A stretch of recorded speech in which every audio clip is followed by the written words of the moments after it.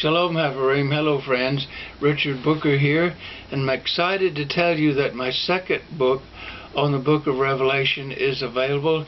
It's called The Lamb and the Seven Sealed Scroll, and it picks up from volume 1, and this volume begins with Revelation chapter 4 and goes through chapter 12.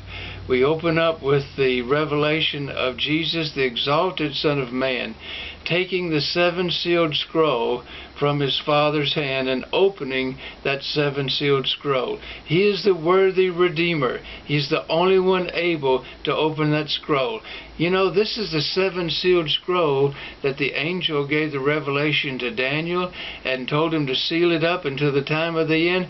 Well, in the book of Revelation, we see Jesus the Messiah, the exalted Son of Man, the Son of God, sitting on the throne of God, taking this book out of his Father's hand, opening it up and revealing to us prophecy for the end times. So I explain to you in this book, The Lamb and the Seven Sealed Scroll, all that's going on in heaven, what happens when Jesus opens this seven sealed scroll, how this is really the answer to the people of God's prayers for him to bring judgment upon the earth and avenge the persecution. So the book of Revelation and this book is not a book of doom and gloom, but about victory of the Lamb and those who follow him. I hope you'll be able to get a copy.